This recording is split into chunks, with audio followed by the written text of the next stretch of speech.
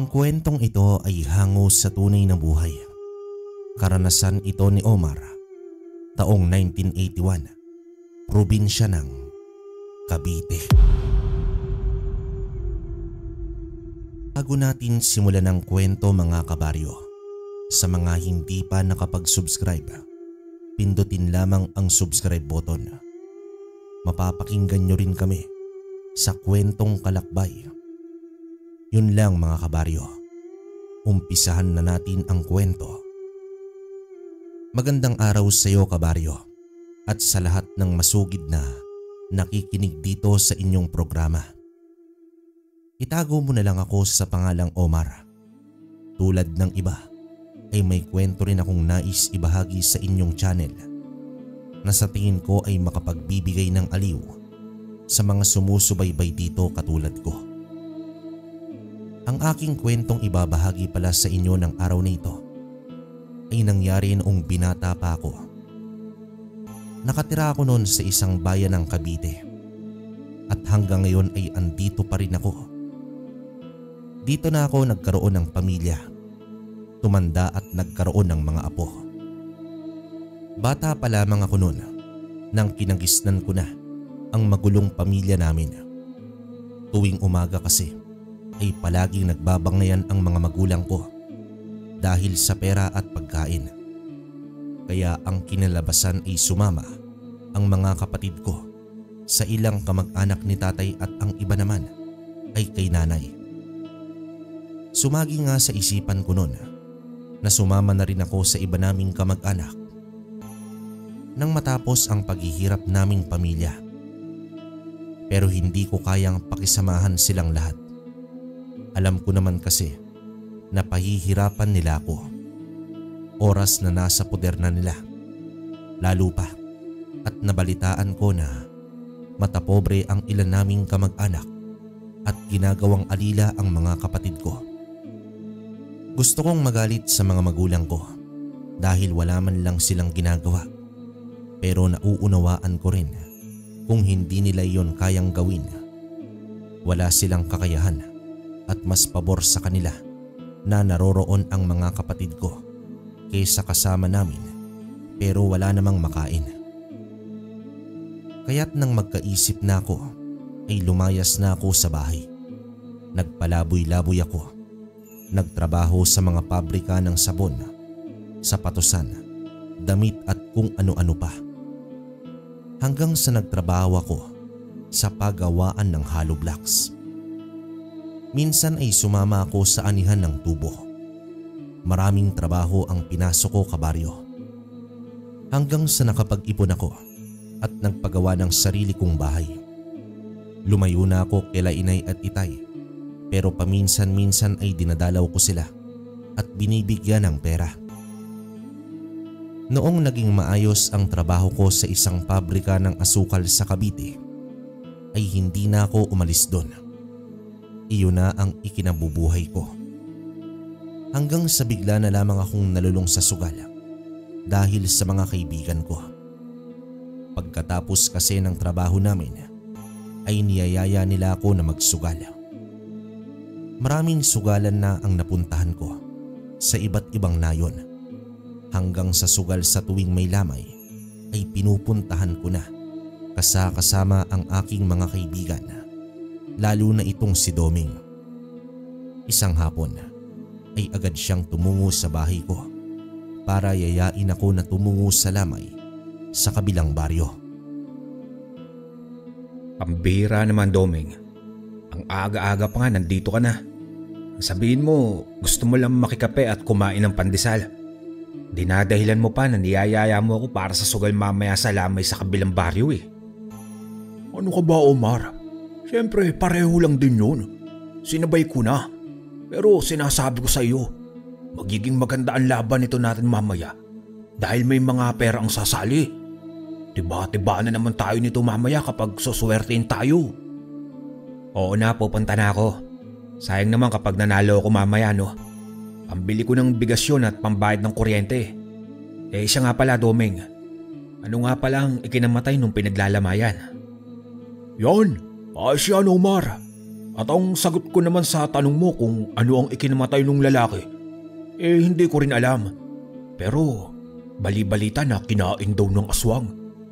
Kung hindi sana nila yun dinala sa ospital, siguro nabawi pa ang katawan ng lalaki. Kaso wala na eh. Talaga? May mga aswang pa pala?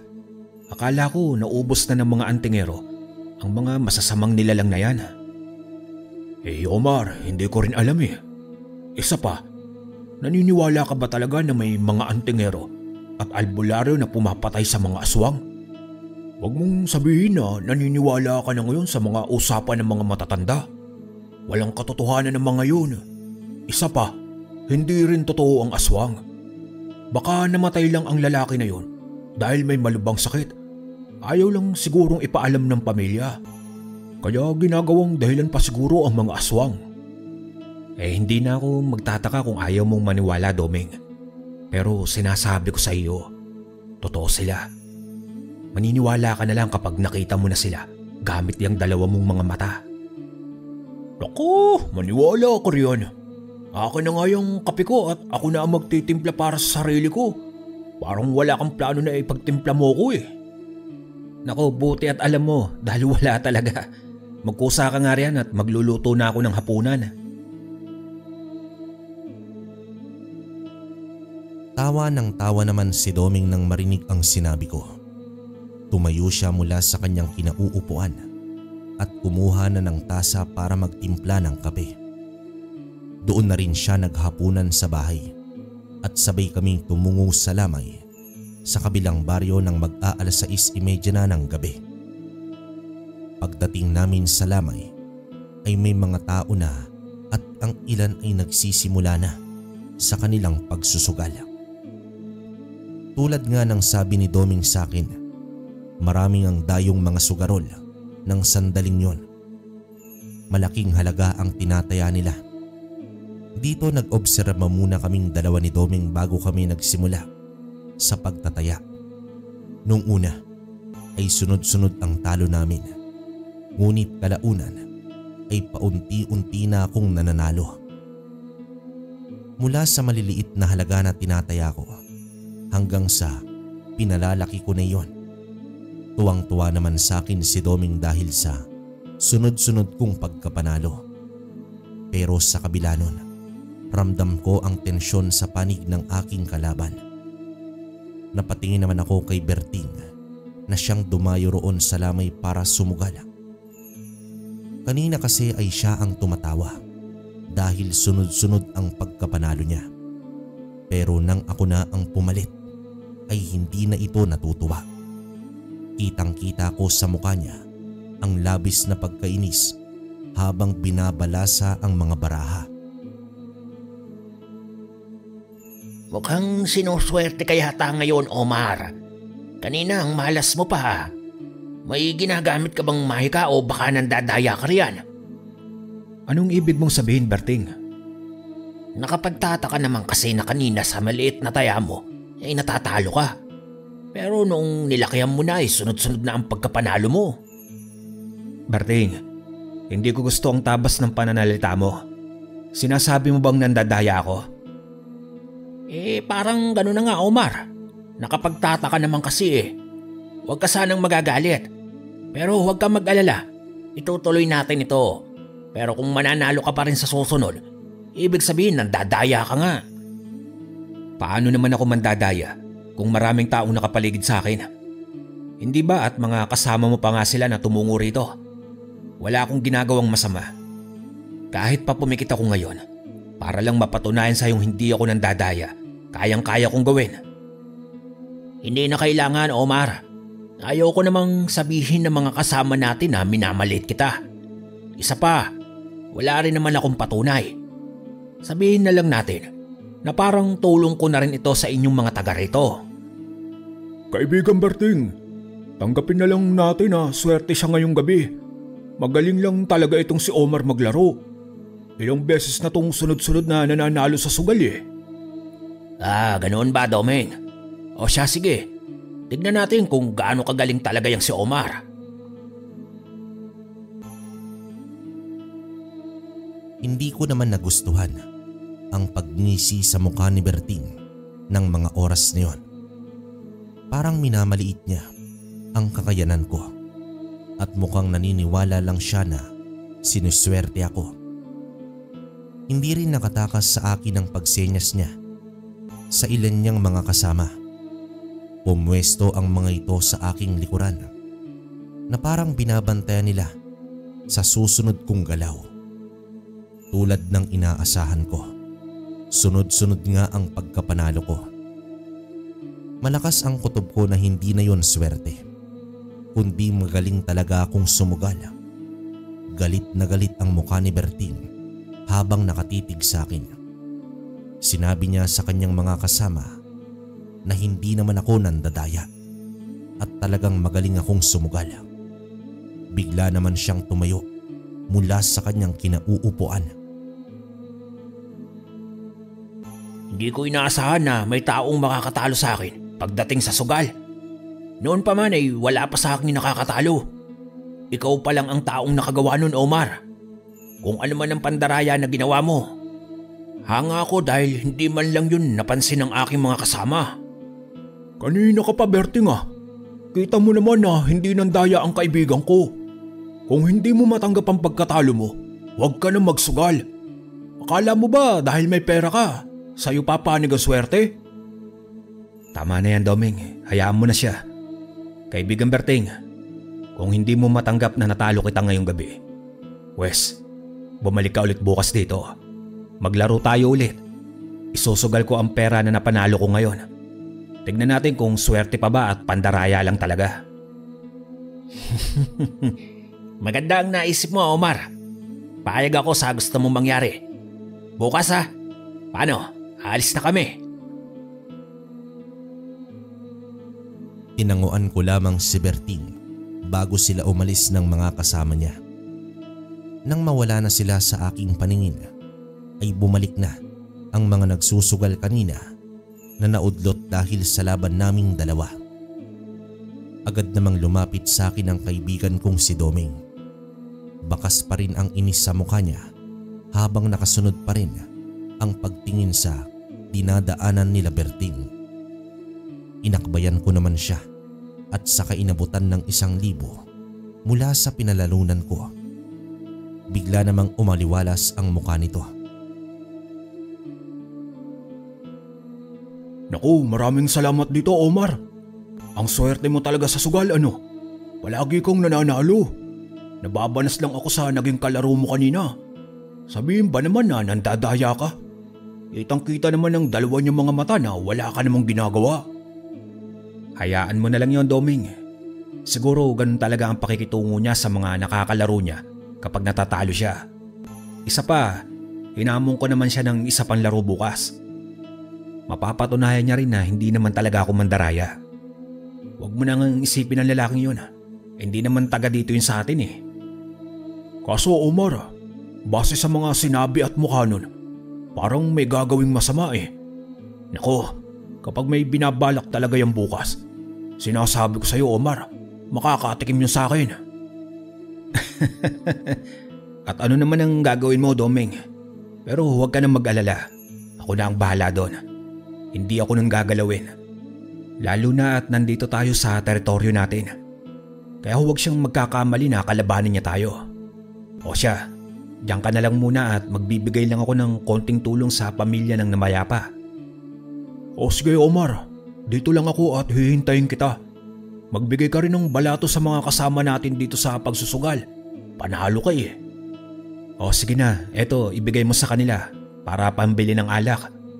Uuwi na rin ako pagkatapos nito dahil may trabaho pa ako bukas. Yun o, ibang klase ka talaga Omar. Napailing na lamang ako sa sinabing yun ni Doming. Binigay ko sa kanya ang 1,000 bago naman ako pumasok sa loob ng bahay. Binigay ko kay Aling Edith ang 1,000 ko na tulong sa kanila. Nagpasalamat naman siya sa akin kahit na hindi namin kilala ang isa't isa. Pero natutuwa naman siya dahil pareho lamang ang nayon namin. Paglabas ko, ay nilapitan ko na si Doming para yayain siyang umuwi. Nagpasalamat naman sa akin ang mga kasama namin sa pagsusugal nang makita nila ako. Nakabili na nga sila ng mga alak. Niyaya pa nila ako na makisabay sa kanila. Subalit agad din naman akong tumanggi. Hindi naman sila nagpumilit sa akin at hinayaan na akong makaalis. Hinila ko na si Doming palabas ng bakuran. Ayaw pa sana niyang sumama, subalit pinilit ko na siya. Lalo at may trabaho pa kami bukas. Naisip ko kasi na ang natirang pera sa napanalunan ko sa sugal ay itatago ko ang iba at ang 4,000 ay ibibigay ko sa aking mga magulang. Ganoon nga ang nangyari. Inabukasan ng pauwi na ako galing sa trabaho ay agad naman ako nagpalit ng damit. Kasalukuyan akong naghahanda nang dumating na agad si Doming at tila hinahanap niya ako. Pambira, Doming. Ang aga mo naman yata. Mamaya pa ang laban. 5:30 pa lang ng hapon nandito ka na. Ano ka ba naman, Omar? Siyempre, suportado kita, no? Paghahandaan natin ang lalaking yun. Paano kung siya pala ang mandaya mamaya? Ano naman kung mangdaya siya? Walang problema doon. Bahala siya kung gamitan niya ng pandaraya ang laro mamaya. Ang mahalaga ay malinis ang konsensya ko. Yun, kaya bilib talaga ako sa'yo, Omar eh. Siya tara, bilisan na natin nang makatungo na tayo roon sa kabilang baryo. Saka magbaong ka ng bawang at asin. Balita na ngayon sa buong nayo natin na may aswang daw na bagong dating. Saan mo naman nabalitaan ang bagay na yan, Doming? Di ba hindi ka naman naniniwala sa aswang? Sa airmats ko, alam mo naman kapag tumichismis yun, maraming nasasagap na balita. Kita mo, pati aswang, hindi nila pinapalampas ng mga kaibigan niya. Tsaka hayaan mo na kung maniwala ako paminsan-minsan. Ba't ganun? Kahapon lang pinagpipilitan mo pa nga sa akin na hindi sila totoo. Kahapon pa yun, Omar. Pwede namang magbago ang paniniwala ko matapos ang magdamag. Isa pa, pinagalitan ako ni Ermats. Hindi raw ako naniniwala. Totoo raw ang mga aswang. Isinalaysay pa niya sa akin noong bata pa siya. Nakakita siya ng isang aswang. Pero sa tingin mo, sino kaya ang aswang sa nayo natin? May nabalitaan ka bang bagong dating dito? Hindi ko rin alam, Doming Pero hayaan mo, bahala na si Mang Pedring sa mga yan. Umiling na lamang ako sa naging turansakin ni Doming. Nang matapos ang paghahanda namin, ay tumungo na nga kami sa lamay. Pagdating namin doon, ay wala pa si Berting at ang mga kasama niya. Ilang minuto pa ang hinintay namin bago naman sila dumating. Maraming pera ang itinaya nila nang magsimula na kaming maglaro. At sa pagkakataong iyon, may panalo ko at may pagkakataon din natalo. Pero sa huli ulit, sunod-sunod na naman ang pagkapanalo ko. Pero may 3 beses din akong natalo bago nagpasya si Berting na itigil na ang laro naming dalawa.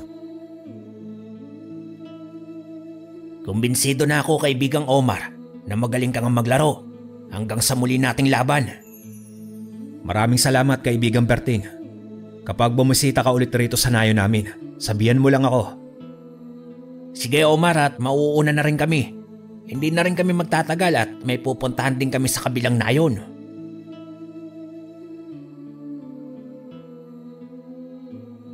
Nakipagkamay sa akin si Berting at ang ilan niyang mga kasama. Sa mga sandaling yon, ramdam ko ang malalim nilang titig sa akin. Bigla naman akong nakaramdam ng panlalamig. Nagtayuan ang aking mga balahibo sa buong katawan at maging sa batok. Pero hindi ko yon pinansin. Naisip ko na baka nadadala lamang ako sa mga titig nilang malalamig. Nang makaalis na sila, ay napabalik naman ako ng upo sa mesa at napailamos sa aking muka. Hindi pa rin nawala ang panlalamig sa aking katawan. Bigla rin akong pinagpawisan ng malagkit. Tumayo naman ako sa kakumuha ng bawang sa aking bulsa Hindi ko man gusto isipin, pero baka inaaswang ako. Kaya nagpahid ako ng bawang sa aking sentido at maging sa aking sikmura. Napansin naman ni Doming ang pagiging balisa ko kaya lumapit ito sa akin. Nanlaki ang mga mata niya nang makita naman akong pawis na pawis. Pambira, Omar. Anong nangyayari sa'yo? Ang putla-putla mo saka puno ka ng pawis. Inaswang yata ako, Doming. Pero huwag kang mag-alala, magiging maayos din ako. Nagpahid na ako ng bawang. Kung ganun, nasa paligid lang ang aswang. Baka nagalit siguro sa'yo kasi sunod-sunod ang pagkapanalo mo. Naku, Omar, itago mo ang pera mo at baka yan ang balak na kunin sa'yo. Walang yaka talaga, Doming. Kita mo na ngang masama na ang pakiramdam ko, nagbiro ka pa riyan. Pasensya naman. Anong gusto mong gawin ko? Hanapin yung aswang at makipag-one-on-one ako sa kanya ng suntukan. Nako, Doming, sumasakit lang ang bato ko sa'yo eh. Umalis ka nga at ihingi mo na lang ako ng maligamgam na tubig doon sa loob. Pakilagyan na rin ng konting asin. Napakamot naman si Doming nang pumasok sa loob ng bahay. Pagbalik niya ay may dala na siyang isang baso ng tubig. Ininom ko agad yon. Nang maubos ko ay nag-usal ako ng dasal. Ilan lamang yon sa mga natutunan ko mula sa aking yumaong lola. Iyon ang ginagawa raw nila dati kapag inaaswang sila. Matapos ang ilang sandali ay nawala ang pananakit ng aking sikmura at medyo gumaan ang pakiramdam ko. Bumuntong hininga naman ako sa katumayo mula sa aking kinauupuan. Dito napansin naman ni Doming ang pagtayo ko, kaya tinanong niya ako kung saan ako pupunta. Nang sabihin kong uuwi na ako, ay agad din naman siyang sumunod sa akin sa paglalakad. Ayos ka na ba talaga, Omar? Natatakot ako eh. Doon na lang kaya tayo magpalipas ng gabi. Baka mamaya nakaabang pala ang aswang sa atin. Kung ganun lang din eh, makikipaglaban ako sa kanila. May punyal akong dala sa kaasin at bawang. Pero kung ayaw mo nang umuwi, bumalik ka na roon. Ito naman hindi na mabiro.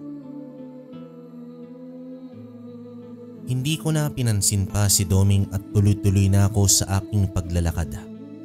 Hanggang sa bigla na lamang kaming nakarinig ng kaluskos sa hindi kalayuan. Napatigil naman kami sa kalagitnaan ng gubat at inilawan ang parte kung saan nagmula ang kaluskos. Sumiksit sa akin si Doming at parang nanginginig pa siya sa labis na takot. Naningkit naman ang mga mata ko nang makita ang isang mabilis na anino ng isang anong klasing hayop. Bigla yung naglaho sa dilim. Inilawan ko na ang buong paligid at may nahagip naman ang flashlight ko na isang anino. Omar, aswang yata yun ah. Huwag kang maingay.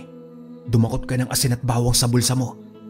Isaboy mo yan sa kung sino man ang bigla na lang sumulpot sa harap natin. Inuha ko naman ang punyal sa aking bewang at inihanda iyon.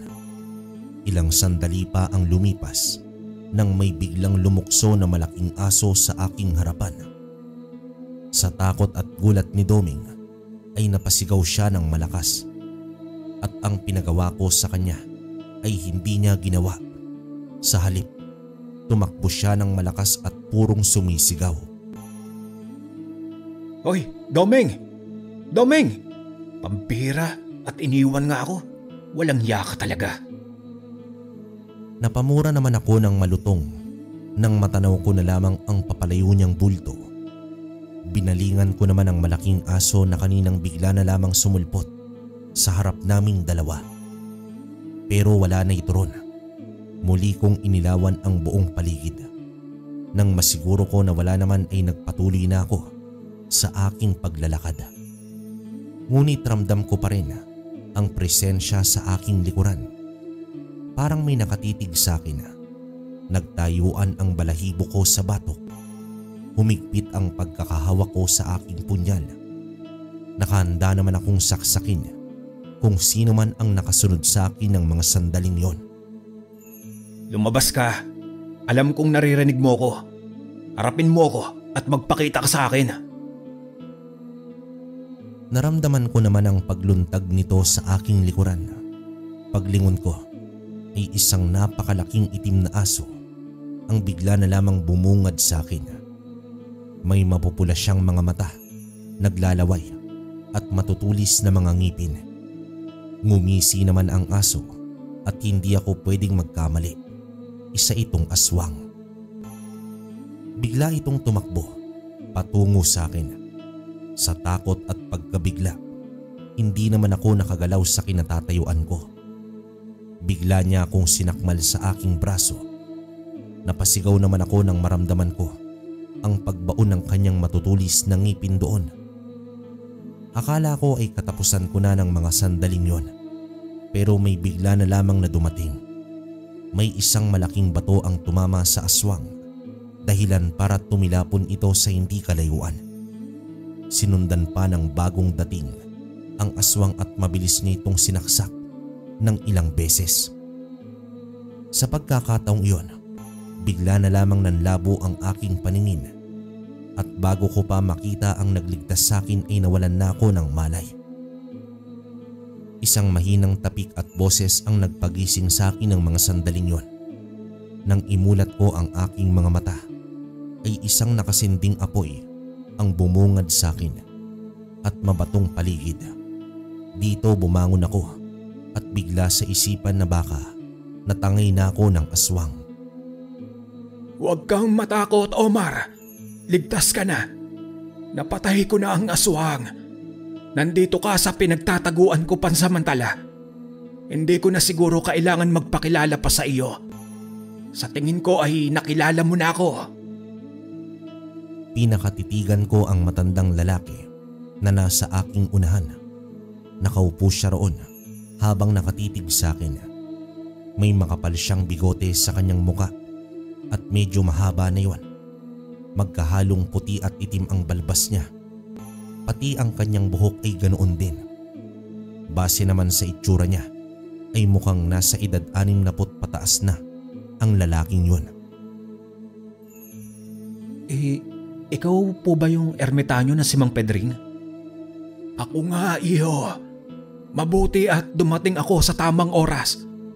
Kung hindi ay baka napatay ka na ng kampo ni Berting. Ano po ang ibig ninyong sabihin? Ang aswang na yun ay kampo ni Berting? Oo, iho, siya nga. Si Berting na nakalaro mo at ang Berting na tinutukoy ko ay iisa. Isa siyang leader ng mga aswang. Nagpupunta ang mga grupo niya sa iba't ibang nayon. Nagpapanggap na isang sugarol para makahanap ng bibiktimahin. O kaya ang biktima nila ay ang mga makakalaro nila. Isa sa inaatake nila ay ang nananalo para kunin ang pera at palaguin iyon. Swerte nila dahil may pera na nga sila, may pagkain pa. Kung ganun po, Mang Berting, dapat pala ay biktima nila ako. Sila po ba ang may gawa ng mga namamatay sa nayo natin? Sila nga, iyo. Sila ang bagong dating na aswang sa bayan natin. Matagal ko na silang binabantayan. Hindi lang ako nagkakaroon ng pagkakataon na matalo sila dahil sa katawan ko. Mahina na at matanda. Pero Mang Pedring, natalo na po ninyo ang isang aswang kanina. Ibig sabihin ay... Oo. Kaya ko ang isa o hanggang 5 aswang, iyo. Pero ang buong grupo ni Berting ay hindi. Kaya kita dinala dito ay para tulungan mo kung tapusin ang aking misyon. Po, paano po kita matutulungan? Wala po akong alam sa pakikipaglaban, Mang Pedring. Tanging sugal lang ang alam ko at pagtatrabaho sa pabrika. Tumayo naman si Mang Pedring mula sa kanyang kinauupuan at tiningnan niya ako. Hinubad niya ang pulseras na nasa kanyang kanang kamay at tinitigan niya yon. Nakita ko naman ang paggalaw ng kanyang mga bibig na parang may inuusal siyang isang dasal na hindi ko maintindihan. Pagkatapos noon ay lumapit siya sa akin at dito isinuot niya yung bigla sa aking kanang kamay. Ikaw ang pinili kong magpapatuloy sa misyon ko, Omar. Pinapasa ko na ang anting-anting ng agila sa iyong pangangalaga. Simula sa gabing ito, ikaw na ang bagong tagapangalaga niyan. Isa ka na ngayong antingero. Teka, sandali po Mang Pedring. Pero hindi pwede itong ginagawa ninyo. Isa lamang po akong ordinaryong tao. Wala po akong kakayahan na maging isang antingero. Nagkamali kayo ng pagpili po sa akin. Hindi ako nagkamali sa pagpili sa iyo, Omar. Isa pa, gusto mo bang maraming mabiktima na tao si Berting at ang mga kampo niya? Tulungan mo ko, Omar. Ikaw lamang ang tanging makakapigil sa kanya. Tutulungan na at susundin ka ng anting-anting ng agila. Bibigyan ka niya ng lakas ng katawan, talino at matalas na paningin. Bibigyan ka rin ng kakaibang enerhiya. Kaya pakaingatan mo ang anting-anting na iyan. Gamitin mo sa kabutihan. Pero Mang Pedring, Hindi ko na natuloy ang sasabihin ko nang bigla na lamang napaupo si Mang Pedring sa isang bato. Nawalan siya ng malay. Tumayo naman ako at lumapit sa kanya. Ngunit natigilan ako nang bigla na lamang siyang naging isang puno ng nyog na tila natutuyo. Bigla naman akong napatras at napasandal sa isang bato na naroon. Tiningnan ko ang anting-anting ng agila sa aking kamay. Isa iyong pulseras na gawa sa matibay na lubid at isang kuko ng agila ang nakasabit ron. Napaagat ako sa aking labi dahil sa labis na pag-iisip kung ano ang aking gagawin. Tiningnan ko ang sugat sa aking braso na siyang kinagatan ng aswang kanina at ganoon ang gulat ko nang wala akong makitang sugat man lang doon. Noon ko napagtanto na totoo nga ang mutya ng agila na bigay sa akin ni Mang Pedring. Pangako Mang Pedring, tatapusin ko po si Berting at ang mga kasama niya. Bilang pasasalamat ko na rin sa pagligtas mo sa aking buhay at para na rin sa kapayapaan ng bayan natin. Huwag po kayong mag-alala. Ako na po ang magpapatuloy sa misyon mo. Simula noon ay nagsimula na akong mag-ensayo. Nabalitaan ko naman na ligtas na si Doming na nakauwi sa kanila. Sinabi ko rin sa kanya ang pagligtas sa akin ni Mang Pedring at ang pagbigay nito sa akin ng anting-anting. Hindi naman makapaniwala si Doming sa mga isinalaysay ko, pero hindi ko siya pinilit na maniwala. Ilang beses kong sinubukan na dasalan ang aking anting-anting at sa mga aral na natutunan ko sa librong mula kay Lola ay marami akong nalaman. Mabuti na lamang at mahilig mangolekta ng mga libro ng albularyo o kaya mga babaylan itong si Lola. Dahil sa pagtatago niya ay naabutan ko pa ito. Mabuti at nadala ko ang isa noong bumukod na ako kay nanay at tatay. Naisip kong gumawa ng sandata na panlaban ko kay Berting at ang napili kong sandata ay isang punyal at mga baraha kung saan ako magaling. Isang hapon, naghahanda na ako para hanapin sila at ang mga grupo niya. Tumungo naman ako sa bayan sa pasugalan nila Berting. Nagpanggap akong nanonood doon pero sumasagap ako ng balita. Bigla kong nakita si Berting at narinig kong nag-uusap sila ng mga kasama niya. Narinig ko na may balak silang bumalik sa baryo namin at binanggit nila ang pangalan ko at ng aking kaibigan na si Doming. Pagkarinig ko nun ay umalis na ako at umuwi na ng bahay. Pinagplanuhan ko kung papaano ko sila susugurin mamayang gabi bago pa sila makapunta sa baryo namin. Pagsapit ng hapon, nakaabang na ako sa tinutuluyan ni Berting at ng mga kasama nito. Nasa abandonadong lugar ang pinagtataguan nila Berting. Naamoy ko agad ang malansa at mabahong amoy. Sa mga sandaling yon, pinaghahandaan na nila ang pagtungo sa aking baryo. Hindi nyo na kailangan na tumungo roon. Nandito na ako. Kitang-kita ko naman ang gulat sa mga mata ni Berting at ng mga kasama niya nang makita nila akong nasa labas ng kanilang pinagtataguan. Ang gulat sa mukha ni Berting ay napalitan ng isang makahulugan ng ngiti. Kaibigang Omar, nakakagulat naman ang pagparito mo. Paano mo nalaman ang lugar na ito? Ano ang ginagawa mo rito? Huwag na tayo magmaang-maangang pa, Berting. Alam mo na kung ano ang ibig sabihin kung bakit ako narito. Kung ganoon ay alam mo na pala ang totoo. Bakit ka pa pumunta rito? Ano? Ikaw na mismo ang nagbibigay ng sarili mo sa amin? Hindi ako pumunta rito para dyan. Nagpunta ako rito para pigilan kayo sa plano niyong gawin. Ang lakas naman ng loob mo. Hindi ka ba natatakot na baka gawin ka naming pulutan ngayong gabi? Huwag kang magtaka kung mangyari iyon dahil ikaw mismo ang nagdala ng sarili mo sa amin. Kung sa inaakala mo na pumunta ako rito ng walang laban, nagkakamali ka. Nagpapatawa ka ba, Omar? Anong laban mong isang tao sa aming mga aswang, ha?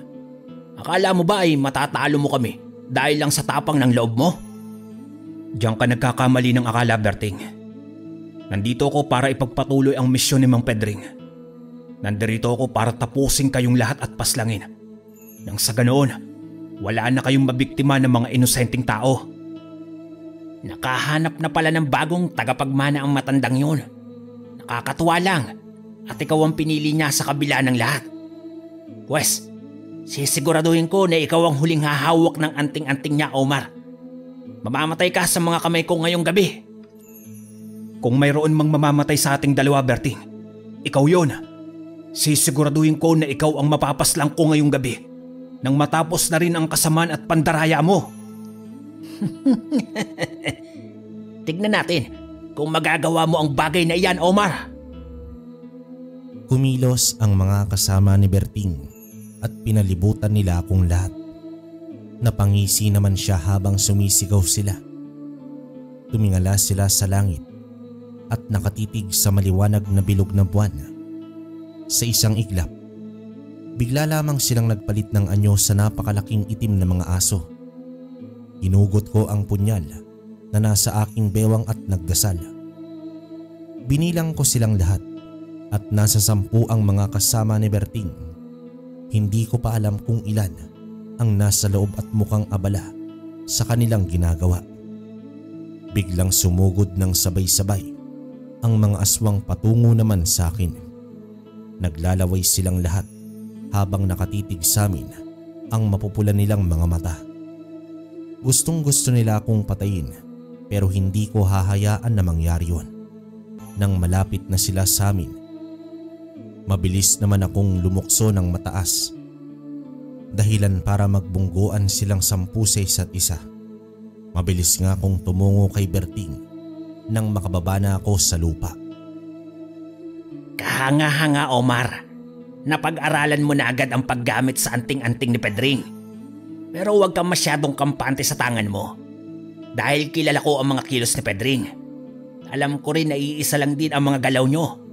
Walang pinagkaiba iyon dahil iisa lang ang gamit ninyong mutya. Huwag ka rin masyadong kampante, Berting. Iba kong lumaban si Mang Pedring at iba rin ako. Iisa nga ang tangan naming mutya. Pero ibang-iba naman ang mga galaw ko kaysa sa kanya. Sige, Omar. Tignan natin kung totoo yung sinasabi mo. Mabilis niya ulit na tinawag ang mga kasama niya. Lumusob naman sila lahat sa akin. Naging mabilis ang kilos ko, kaya naiwasan ko silang lahat. Hindi may pagkakaila na mabilis kumilos ang mga aswang. Taglay nila ang bangis at bilis ng isang aso. Sa isang kurap ko lang ay nasa ibang pwesto na sila. Pero dahil sa taglay kong mutya, masusundan ko ang kilos nilang lahat. Katulad ng sabi ni Mang Pedring, taglay ko ang mga mata na katulad ng isang agila. Patuloy naman akong nakatutok sa bawat galaw ng mga aswang. Sinipa ko ang ilang umatake sa akin at kasabay ang pagsaksak sa kanila. Tumilapon ang isa nang suntukin ko ito ng malakas sa muka. Sa punto na yon, naisip ko na hindi ko muna gagamitin ang isang orasyon na natutunan ko sa pagbabasa sa mga libro ng aking lola. Gagamitin ko yun mamaya kapag nakaharap ko na si Berting. Alam ko na malakas si Berting at hindi siya basta-basta matatalo dahil siya ang pinuno ng mga ito. Hindi ka magtatagal, Omar. Hindi mo kayang labanan kaming lahat. Sumuko ka na. Wala sa bokabularyo ko ang sumuko, Berting. Pipilitin ko ang manalo, katulad ng paglalaro ko sa sugal. Ngumisi naman ako habang patuloy ang pakikipaglaban ko sa mga kampon ni Berting.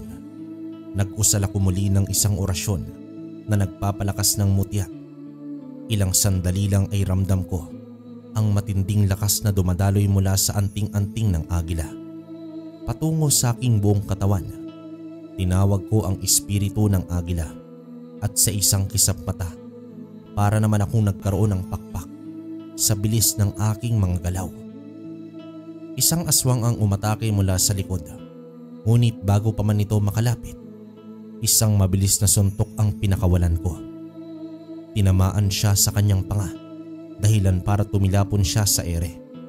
Mabilis kong tinapon sa kanya ang isang baraha na hinugot ko naman sa aking pantalon. Bumaon ang matulis na dulo ng baraha sa kanyang lalamunan dahilan para tuluyan siyang bumagsak sa lupa. Tuluyan itong kumisay at nawalan na ng buhay. Ang dalawa pang aswang na sumunod ay sinunggaban ko ng magkabila ang kamay. Tumama ang aking punyal sa dibdib ng isa, habang ang isa ko namang kamay ay ginamit ko para humugot ng dalawang baraha. Ibinaon ko yon sa kanilang lalamunan. Sa tulong ng aking mutya ay para yung nagmistulang sandata ko. Nahinto ang dalawang aswang at sumirit ang dugo sa kanilang leeg na siyang nagdulot ng kanilang masakit na kamatayan. Yan lang ba ang kaya mong gawin, Omar? Wala ka palang binatbat. May ina pala ang anting-anting mo eh. Kahit nalagasan mo ako ng tauhan, hindi mo pa rin kami kakayanin. Marami pa kami sa loob. Ano ang laban mo? Hindi mo alam ang tunay na kapangyarihan ng mutyang hawak ko, Berting. Huwag mong maliitin ang isang antingero. Sige, Omar. Patunayan mo nga kung gaano kakalakas.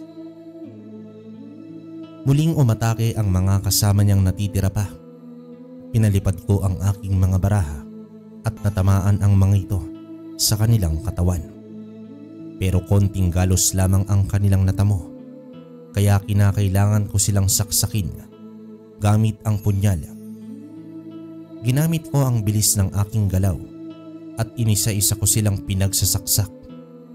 Isa-isa din silang natumba, lahat sa lupa at nawalan ng buhay. Nang tingnan ko si Berting, ay siya na lamang ang natitira. Galit na galit siya habang nakatingin sa akin. Isang ngiti ang binigay ko sa kanya na mas lalo niyang ikinainis. Ikaw na lang ang natitira ngayon, Berting. Tanggapin mo na lang na talo ka na wala ka nang mapupuntahan pa. Diyan ka nagkakamali, Omar. Hindi mo ako mapapasuko. Kahit na ano pang gawin mo, lalabanan kita. Sisiguraduhin ko mapapatay kita. Sumugod si Berting patungo naman sa akin. Humaba ang kanyang dila at iyon ang ginamit niya para atakihin ako. Mabilis ang kilos niya, pero mabilis ko rin yung naiiwasan. Maya-maya pa ay tumigil si Berting at humiyaw ng malakas habang nakatingala sa langit. Unti-unting nagpalit ng anyo si Berting. Bigla na lamang siyang isang naging malaking paniki na may mahabang mga kuko, mapupula at mababangis na mga mata at napakalaking pakpak. At mula sa kanyang bibig ay tumulo ang laway na parang may halong lason. Kaya pala hindi ka nagpalit ng anyo mo kanina. Ito pala ang tunay mong anyo. Akala mo ba'y matatakot mo ko sa pagbabagong anyo mo? Nagkakamali ka, Berting. Dahil mas lalo lang ako nasusuklam sa'yo. Wala akong pakialam kung ayaw mo sa anyo ko o hindi. Ang mahalaga ay ang mapatay kita at matapos na ang gabing ito. Pues, ibibigay ko sa'yo ang gusto mong mangyari. Lalabanan kita hanggang sa pagbukan liwayway. Dito mabilis na lumipad pa itaas si Berting at bumulusok siya pa ibaba. Pero agad kong naiwasan ang atake niya. Pinagaspas niya ang kanyang dalawang pakpak ng malakas. Habang galit na nakatitig sa akin. Nung hindi niya ako matamaan ay bigla siyang nagpaikot-ikot at lumikha ng malakas na hangin gamit ang kanyang dalawang pakpak. Lumakas naman ang hangin at sa kawalan ko ng pagtuon ng pansin sa naging galaw ni Berting ay nawalan ako ng balanse. Tumilapon ako sa hindi kalayuan, ngunit agad din akong tumayo dahil sa tulong ng mutya ng agila. Hindi mo ko matatalo, Berting. Ang kapangyarihan ng anting-anting ay mas malakas kaysa sa iyong pagiging halimaw. Sabihin mo sa akin yan kapag natalo mo na ako, Omar. Sisiguraduhin ko na hindi yan mangyayari. Katapasan mo na! Sumugod muli si Berting at sa pagkakataong yon, ipiningkit ko ang aking mga mata at nag-usal ng isang orasyon. Pagmulat ko ay diretso ang tingin ko kay Berting habang binibigkas ang mga kataga ng orasyon hanggang sa matapos ako. Ngumiti naman ako nang malapit na si Berting sa akin. Humigpit ang hawak ko sa punyal. Nang malapit na si Berting ay bigla siyang natigilan. Tumigil sa paggalaw ang dalawa niyang pakpak. Bumulusok siya pa ibaba at bumagsak siya ng malakas sa lupa. Sinubukan niya namang gumalaw, ngunit kahit ano ang gawin niya ay hindi niya magawa-gawa. Sumigaw siya ng malakas at nagwala. Pinilit niya ang sarili na tumayo hanggang sa nakatayo siya at nakakagalaw ng konti. Sinubukan niyang galawin ang kanyang pakpak pero hindi niya na yon nagagamit pa. Ngumisi naman ako sa kanya habang nakatayo sa kanyang harapan. Sinubukan niyang lumapit sa akin ngunit hindi niya magawa. Nanatili lamang siya sa kanyang kinatatayuan. Parang nakabaon sa ilalim ng lupa ang mga paa niya. Hindi ito maaari. Hindi mo ako matatalo, Omar. Pasensya na, pero tanggapin na lang natin na talo ka na. Wala ka nang magagawa pa. Isang malakas na orasyon ang ginawa ko, Berting. Kaya kahit ano pang gawin mo, wala ka nang laban pa. Ito na ang katapusan mo, Berting. Hindi ka magtatagumpay. Mukhang nagkamali nga ako. Akala ko ay matatalo ko na ang lahat ng mga antingero. Iyon pala, may makakaharap din akong tatapos sa akin. Hindi ko matanggap na isang baguhan lang ang tatapos sa akin. Kaya nga may mga kasabihan, Berting. Minsan ay kailangan nating maniwala roon para sa ikabubuti ng ating sarili. Tiningnan ko si Berting. Sa pagkakataon na yon ay hindi na ako nakaramdam ng awa sa kanya. Inisip ko ang mga taong pinaslang niya at ng kanyang mga kasama. Inisip ko na mabibigyan ko silang lahat ng hustisya. Oras na mapatay ko si Berting. Itinaas ko ang aking kanang kamay na may hawak na punyal at walang pag-aalinlangan na. Sinaksak ko yon sa kanyang dibdib. Tumagos ang punyal sa makapal niyang balat. Humiyaw siya ng malakas. Isang sigaw ng pagkatalo. Nanginig si Berting sa lupa nang bumagsak siya. Nangingisay habang ang kanyang katawan ay unti-unting bumabalik sa dating anyo. Makalipas ang ilang sandali, hindi na siya gumagalaw o humihinga pa. Tumayo naman ako ng tuwid at lumapit ng bahagya sa bangkay ni Berting. Iniapa ko sa ibabaw ng kanyang dibdib ang aking kanang paa. Tapos na, Berting. Wala nang kasama na maghahari sa lugar na ito. Huminga naman ako ng malalim at humarap sa buwan. Aalis na sana ako sa lugar na yon nang bigla akong matigilan sa aking narinig na sigaw mula sa di kalayuan. Humihingi ito ng tulong. Ipinikit ko ang aking mga mata at pinatalas ang aking pandinig. Noong marinig ko kung saan ito nanggagaling ay pinatalas ko rin ang aking paningin. Parang naghawian ang mga puno at dahon Habang papalayo ng papalayo ang aking paningin, ilang sandali pa ay nakita ko ang isang lalaking tumatakbo habang hinahabol siya ng 3 aswang.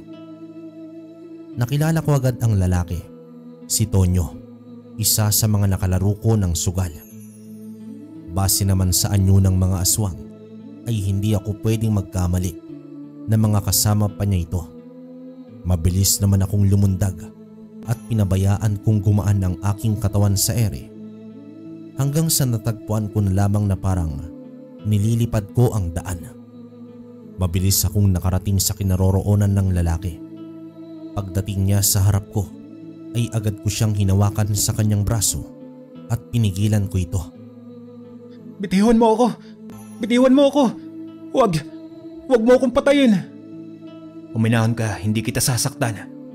Nandito ako para iligtas ka mula sa mga aswang na humahabol sa'yo. Pero paano mo tatalunin at harapin ang malalakas na aswang na yun? Halika na, umalis na lang tayo dito bago pa nila tayo maabutan. Umalis ka na, ako na ang bahala sa kanila. Haharapin ko sila, kaya umalis ka na bago pa sila dumating. Seryoso ka ba sa sinasabi mo? Paano kung... Hindi na natuloy ni Tonyo ang sasabihin niya nang marinig niya ang alulong at taluskos ng 3 aswang habang papalapit sa pwesto namin. Nagtago naman siya agad sa aking likuran nang dumating ang 3 aswang. Sumugod ang isang itim na aso patungo sa amin pero mabilis ko itong isinipa, dahilan para tumilapon ito sa hindi kalayuan. Habang bumabangga ang katawan nito sa may mga kakawian, nilingon ko si Tonyo sa aking likuran, ngunit bigla naman akong naging balisa nang wala na siya ron sa pwesto ko. Sa halip ay tumakbo na siya ng mabilis palayo. Napamura naman ako ng sunod-sunod nang makita ang 2 pang aswang na mabilis na sinusundan si Tonyo. Agad kong ibinalik sa puluhan ang aking hawak na punyal at dito mabilis na tumakbo para sundan si Tonyo. Bago pa siya maabot ng 2 aswang ay agad kong pinaliparan ng baraha ang 2 aswang. Tinamaan sila sa kanilang mga binti kaya't humina ang kanilang takbo at dito tumigil. Kinuha ko ang pagkakataon na yon para pigilan sila at harapin. Wala na kayong mapupuntahan pa. Ano ang kailangan nyo sa lalaking yun ha? Bakit nyo sa hinahabol? Hindi naman sumagot sa akin ang 2 aswang. Sa halip ay nagsimula ulit silang tumakbo. Pero sa pagkakataong iyon ay hindi na patungo sa direksyon ni Tonyo, kundi patungo sila sa iba. Hindi sila makatakbo ng mabilis dahil sa sugat nilang natamo. Hinugot ko ang aking punyal mula sa may puluhan. Umigting ang aking panga habang hinihintay na makalayo-layo silang 4. Tumigil na kayo. Wala na kayong matatakbuhan pa. Huling-huli ko na kayong 2. Hindi ko hahayaan na may mabiktima pa kayo ng mga tao. Ngunit hindi sila tumigil na 2 at patuloy lamang sila sa pagtakbo. Wala na akong nagawa pa kundi paliparin ang punyal patungo sa kanilang direksyon. Taas ang noo ko habang sinusundan ng tingin ang punyal na pinalipad ko. Tinamaan nun ng 2 aswang sa kanilang likuran, dahilan para humandusay sila sa lupa. Agad ko silang nilapitan na 2 at tiningnan. Hinugot ko ang punyal na bumaon sa likuran ng isang aswang na nag-aagaw buhay. Noong tumigil na sa pangingisay ang 2 aswang, ay dinasalan ko na silang 2. Umayos naman ako ng tayunon at tiningnan ko ang pulseras na aking suot, ang mutya ng agila. Labis ang pasasalamat ko nun dahil hindi ako nito pinabayaan sa oras ng laban.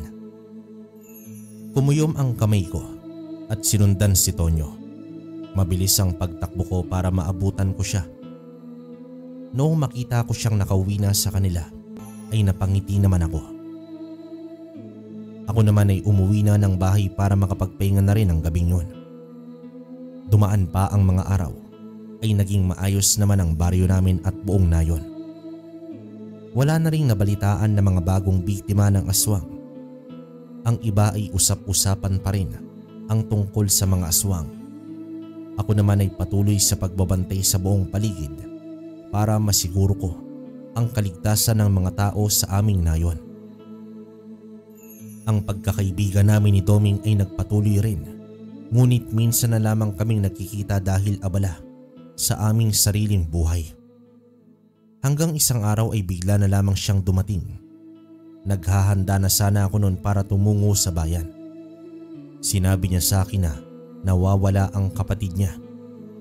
Hindi ito nakauwi ng buong magdamag, kaya humingi na siya ng tulong sa akin. Sa mga sandaling yon, alam niya na kasi na isa na akong ganap na antingero.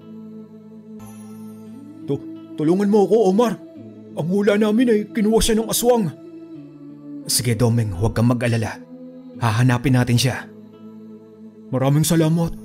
Sana ay maabutan pa natin siya bago mahuli ang lahat. Magtiwala ka lang Doming. Magiging ligtas ang kapatid mo. Tinapik ko sa balikat si Doming at saka na ako naghanda para sa paghahanap sa kapatid niya. Hindi na ako pumasok sa trabaho ko ng araw na yun. Buong maghapon ay hinanap ko ang kapatid ni Doming hanggang sa umabot ako sa kabilang bundok kung saan nakatira dati ang ermitanyo na si Mang Pedring. Pagdating ko pa lang sa bungad ng bundok ay nakaramdam na kaagad ako ng kakaibang enerhiya na nagmumula roon. Wala na nga akong inaksaya na panahon at agad na nagtungo sa pinagmumulan ng enerhiya ng isang aswang. Nakita ko ang isang kubo sa pusod ng gubat at doon ko rin nakita ang kapatid ni Doming na wala ng malay. Sino ka? Ano ang ginagawa mo rito? Nandito ko para kunin mula sa'yo ang bata na yan. Hindi na kayo naawa. Pati bata pinapatay nyo. Lumipat pa talaga kayo rito sa baryo namin para magasik ng lagim. Wes, hindi ko yun nahayaan na mangyari. Wala akong alam sa sinasabi mo. Kapatid ko ang batang yan. Huwag mo nang bilugin ang ulo ko, aswang. Kilala ko ang batang yan at nararamdaman ko na aswang ka. Huwag ka na magpanggap dahil hindi mangyayari ang binabalak mong gawin. Kaya kung ako sa iyo, pakawalan mo na ang bata at ibigay sa akin. Kung hindi, hindi ako magdadalawang isip na paslangin ka. Kung ganoon ay isa ka palang antingero. Pasensya ka na. Pero hindi ko ibibigay ang gusto mo. Labanan mo muna ako kung ganoon. Sige, kung yan ang gusto mo, hindi ako magdadalawang isip na labanan ka. Ibibigay ko ang laban na gusto mong aswang ka. Ngumisi naman siya at agad na nagpalit ng kanyang anyo. Kumintab ang buo niyang katawan na parang naligo ng langis. Gulong-gulo ang kanyang mga buhok at mapupulang kanyang mga mata. Agad siyang umatake patungo naman sa akin habang nakangisi. Dito litaw na litaw ang matutulis at matatalim niyang ngipin. Hinanda ko naman ang aking punyal at sinalubong ko ang atake niya papunta naman sa akin. Agad naman akong nakaiwas sa atake niyang yon na siyang ikinagulat naman ng aswang. Humisi pa ako sa kanya at itinaas ang aking kamay para saksakin siya ng aking punyal. Noong malapit na siya sa akin ay agad niyang napansin ang pag-atake kong yon. Dito siya umiwas ng mabilis. Lumundag siya at umakyat sa isang puno. Tiningala ko naman siya agad at sinundan. Sinangga niya gamit ang kanyang kamay ang punyal kong dala, dahilan para mapasigaw ito ng malakas. Hindi niya siguro inaasahan na hindi ordinaryong punyal lang ang aking gamit, kundi gawa iyon sa purong tanso. Ngumisi naman ako sa kanya at agad na nagpakawala ng isang malakas na sipa sa kanyang muka. Nalaglag siya mula sa puno na kanyang kinauupuan at dito bumagsak sa lupa. Lumundag naman ako at sinakyan ko siya sa kanyang tiyan. Hindi na ako nag-aksaya pa ng oras at mabilis ko siyang sinaksak sa kanyang dibdib. Nanlaki naman ang mga mata ng aswang habang nakatitig sa akin. Sumuka siya ng itim na likido habang nanginginig ang kanyang buong katawan. Tumayo naman ako at saka nilapitan ang kapatid ni Doming. Pinuhat ko ito at saka dinala sa aking bisig. Nang masiguro kong patay na ang aswang ay umalis na ako. Labis ang pasasalamat ni Doming sa akin nang maibalik ko ng ligtas ang kanyang kapatid. Sinabi ko rin sa kanya na sana ay manatiling lihim ang pagkakaalam niya na isa na akong antingero. Nangako naman dito si Doming tungkol sa bagay na yon. Simula nun ay ipinagpatuloy ko na ang aking tungkulin. Hindi ko hinahayaan na maghari pa ang kasamaan at ang mga aswang sa aming nayon. Nagpapasalamat din ako sa tulong ng anting-anting ni Mang Pedring. Nagagawa ko na ang tumulong sa aking mga nasasakupan. Wakas. Okay, so hindi na ako magbibigay ng opinion sa inyo mga kabaryo. Kayo nang bahala kung may gusto kayong i-comment sa storya natin ngayong araw. Bali, diretso na tayo dun sa shoutout natin. So binabati ko muna si Ma'am Roslyn Dalopere, yan, salamat sa'yo. Si Ma'am Arlene Pulosbesa, salamat din. Tita Sereno, salamat. Tapos anong name to? Ma'am Imelda Haina, salamat din. Gian Celestial, Beato Perlas, salamat. Rodil Mendoza, yan, Boss Brain Omega, yan. Ma'am Elsa Constantino, salamat. Good AM po sa lahat nag-skip. Yun nga pala mga kabaryo, yun nga no. Siguro may problema talaga yung YouTube. Ewan ko yung channel namin. Nade-delay daw yung upload natin. So from time to time siguro check nyo na lang. Alam nyo naman yung oras natin, 11:30 ng umaga. Kasi minsan delay talaga. Yung iba nag-upload na tayo 3 days from now, dun pa lang nagre-reflect. So mas maganda check nyo na lang mga kabaryo. Saka yun nga, i-on nyo yung notification bell. Pag nag-subscribe kayo, i-on nyo yun, yung all. Pindutin nyo yung all para, ewan ko. Kasi kahit ganun daw, may tendency na hindi nagre-reflect eh. So yun, salamat Ma'am Elsa Constantino. Si Alexander Malyabo Ramon, yan, salamat. Si Merck Gracilia, Ma'am Eda Amistad, Ma'am Lisa, salamat din. Ma'am Inday Samante, Ma'am Juby, yan, salamat sa'yo. Ma'am Heidi Panigsain, Jenna Baldapan from Hong Kong, salamat. Victor Tikala, salamat boss. Liwanag Jernaline Binket, salamat din. Ano to? Big Cachuela, tama ba? Brenda Canyel, yon, thank you la. Soul Daddy Mabini, tama ba? Ma'am Emil Bautista, Ma'am Ligaya, Jan Ranido, yon, salamat boss. Jaski TV, yan, magandang gabi. Lawrence Paulino, Ma'am Isabel Cortez, Boss Charlun Roland, salamat. Alan Panganiban, Ma'am Marilu Matsuda, salamat. Elena Durana, Mardi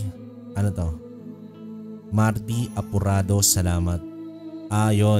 Taray Lady ng Taiwan, yun, salamat sa mga nasa ibang bansa, no. Ma'am Adele Estaron, yan. Mary Joy Basbano, salamat. Lorna Pulido, tapos Sinaldo City, salamat. Josephine Miso, si Ma'am Cheryl, yan, salamat Ma'am Cheryl, lagi nagko-comment sa atin yan. Pati si Ma'am Mary Glo Sarceno, saka si Rowena Wabe, Jeline Padayogdog, tapos Victorio Kilisadio, salamat. Ma'am Elena Palomo, yan, from Santa Rosa, Laguna. Yan, Raymond Mantalaba, boss, salamat. Rosie De Mesa, salamat. At si Ma'am Maribic P, yun. So Yun yung upload natin nung nakaraan, yung sa binata. Tapos ito naman yung latest. Tingnan natin kung may makikita pa tayong bago. Ano to? Geraldine Patricio, Joseph Manlapas, John Mark Magayi, salamat. Anaklito Abehar, yan, na-late daw si boss. Maldita Winter, salamat. Chris Trahico, salamat. At Joel Di Guzman, yan, salamat pa rin. Ayan, mga nabasa na natin yan. Kapongers TV, salamat. Charlie Magbata, salamat. Joseph Recto, Arturo Dalumambon, salamat. Ma'am Azil Gumban, yan, salamat. Lagi rin nakikinig si Ma'am Azil. Ma'am Melody Labari Hosala, tama ba? Gerson Amarbos at si Ma'am Christine Parado. So yon, pasensya na rin, medyo nadidelay yung upload natin, pero daily naman tayo. Hindi naman, kung hindi kayo nakakita ng upload natin sa kwentong baryo ng 11:30, meron tayo sa kwentong kalakbay ng 2:30 PM. So dun kayo mapunta mga kabaryo. Nandun din naman kami ni Tito Proy. Tapos yun nga pala sa mga nakikinig palagi sa atin, salamat sa inyo. Pati dun sa mga nasa ibang bansa, pati na rin nandito sa Pinas, salamat. Then baka alisin ko na yung second story natin kasi medyo kinakapos talaga tayo ng pagnanarrate. So pansin nyo, although maganda talaga siya, pero tatry natin. Basta kasi ang dami rin nun mga kabaryo. Yung multo series natin ang dami talaga. Kaya lang kinakapos ako pag kunwari ganito na isang story tapos lalagyan natin dun. Talagang hinihingal ako nun. So yun, ngayon eto lang muna. Kayo kung may komento kayo, kung may gusto kayong sabihin, comment nyo sa baba. Kung nagagandahan kayo sa mga storya natin, subscribe nyo na, tapos share nyo na rin yung video natin para makatulong sa inyo. Tapos soon, yung mga gamit natin available ulit. Sa ngayon, hinay-hinay muna kasi medyo hindi maganda yung pagkuha, yung pagkalap ng mga gamit natin. Saka yung Shopee na matagal ko nang sinabi, hanggang ngayon nakapending sila, ewan ko ba. Pero mas mapapadali yung order nyo pag na-okay na yung Shopee natin. Ilalagay ko yung link. Bali, magkakaroon tayo ng product sa mismong mga upload natin. Doon nyo i-open. I-click nyo lang sa YouTube. Bali, dediretso na kayo sa Shopee. Ano yun? Direct talaga yun. On the spot yun. Kaya mas maganda. Tapos, pwede nyo pa rin akong kausapin sa Kwentong Baryo Official. Tapos soon, sa mga gusto magpakonsulta, kung kakayanin ko pa, hindi naman ako manggagamot, ano lang to, payo lang to sa mga gusto magtanong. Ayusin ko lang yung Facebook ko, tapos bukod dun sa Kwentong Baryo Official, kasi dun tayo nagbibenta ng mga iba natin, kasi plano natin mamigay ng mga libre na gamit para yung mga hindi nakakabili o yung mga kinakapos. Alam naman natin na hindi lahat kumikita ng malaki, so dun tayo maglalagay ng libre, no? Yun din, lahat yan nakaano sa akin, nakatakel. Yung may tanong tayo tas mamimili kami ng tamang sagot, yon. Ano yan, nadidelay lang kasi sobrang daming inaasikaso mga kabaryo. Alam nyo naman, yung Facebook, kung gusto nyo makausap personal, hintayin nyo, inaayos ko lang. Sa ngayon pwede kayong pumunta ng Kwentong Baryo Official. So yun. Sa ano naman, sa Kwentong Kalakbay, ganun din. Wala namang problema ron, pwede rin kayo mag-message doon. Sa ngayon hanggang dito na lang muna mga kabaryo, hanggang sa susunod na kwento. Maraming salamat.